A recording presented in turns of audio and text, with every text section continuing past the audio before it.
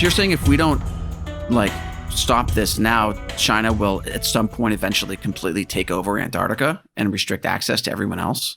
So you all know nothing with the Chinese is, at least so far, whether you look at South China Sea or East China Sea, nothing has been that immediate, and there's always nuance to it. But what happens is the eye comes off the ball in the West. We assume that the Chinese operate by the same sets of norms and international standards that we do, and the cycle repeats itself over and over again. They then make calculations based on their interests. They operate on an entirely different set of factors than Washington does. You fast forward 5 years, 10 years, the Chinese begin making investments. They begin building up their capabilities. They begin pressuring other powers who have similar interests, using economic coercion, using United Front activity, using diplomatic coercion. And they gain increasing preponderance in whatever the theater is. And we see it in the South China Sea, and we see it in the Arctic. And next thing you know, it becomes more and more difficult for the United States to operate in whatever the theater in question is. And so I don't think it's out of the realm of possibility that over time, if we don't increase our capabilities, if we don't get our allies to focus on this the way that they should be and the way we should be, and the Chinese continue on the path that they're on, I don't see it as out of the realm of possibility that you could have some form of anti-access, whether it's kinetic, whether it's simply by, whether it's de facto, whether it's any number of things. I don't see it as out of the realm of possibility that there is a Chinese anti-access effort in Antarctica, and that could take a number of forms, but I don't think that's out of the question.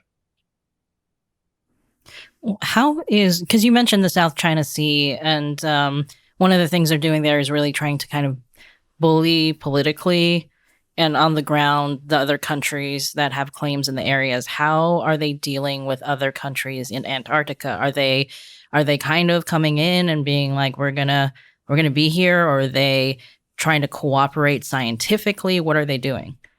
So one of the interesting things about scientific cooperation, and I've got to give a shout out here to Professor Anne-Marie Brady from New Zealand, who's done brilliant work on this.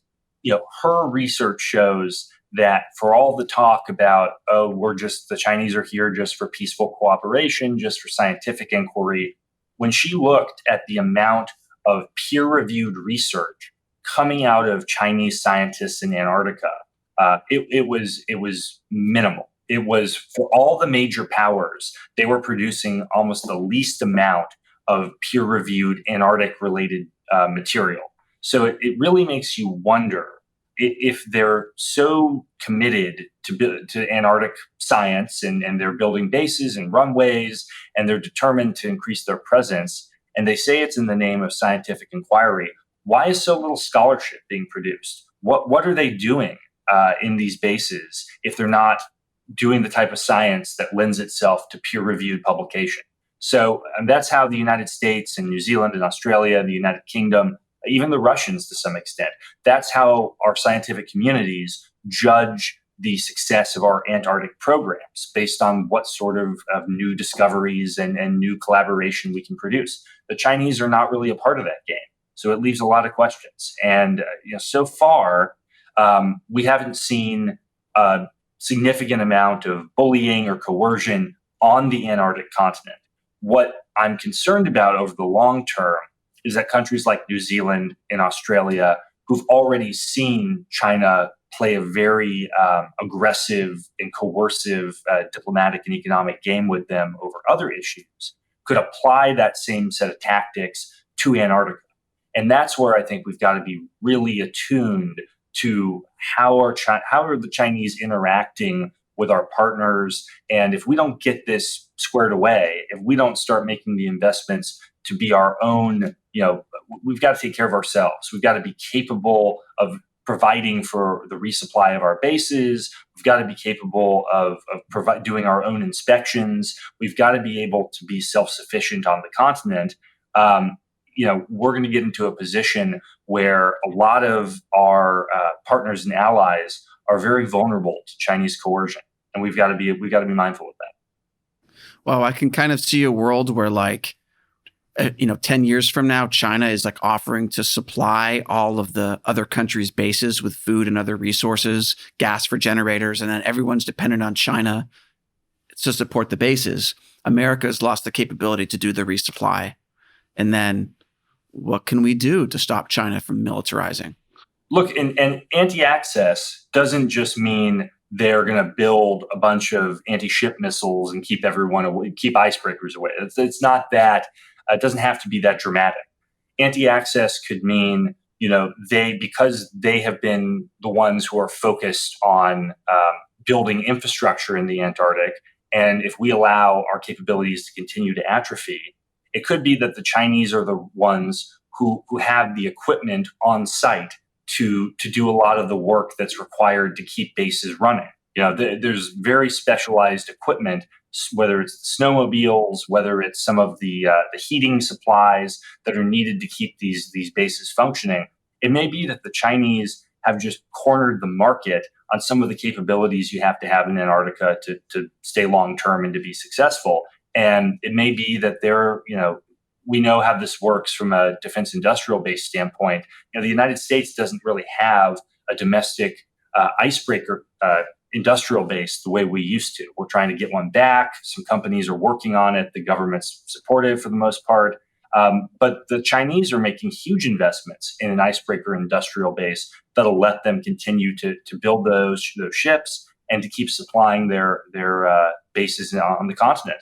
So this can manifest itself in a number of ways. And you can imagine scenarios where the Chinese, essentially, whether it's de jure or de facto, the Chinese are in control of who and what can come onto the continent, and you have to enter into some sort of bargain with them to make sure, to get the access that the treaty ostensibly allows to everyone. And that's the scenario that I very much want to see us avoid if we can start now doing the difficult things necessary to prevent it from happening. Are you saying the U.S. can't build icebreakers right now? I'm saying that the U.S. It's been quite a while since we built one. We could have a longer conversation about American shipbuilding, but the United States is not building very specialized ships. The United States has some issues with building a number of specialized ships like this, and there are very few shipyards as the number of U.S. shipyards in general continues to shrink. There are very few yards that can do this work, and the ones that can, it'll take them quite a while to do it. So in the Trump administration, the decision was made to proceed with leasing icebreakers from Finland, because that was going to be a faster route to getting icebreakers in service than going through the process of building them domestically. It's a real problem. I mean, there are a lot of key capabilities in competition with China that we allowed to atrophy. And as you guys know, a lot of those capabilities are things that through unfair trade practices or through controlling different parts of the supply chain, the Chinese were very much involved in allowing us to get to the point where we didn't have those capabilities. So icebreakers is just another example of where we've got to take a hard look at our industrial base if we want to remain competitive. Is the Biden administration carrying on the leasing from Finland for icebreakers, or is that?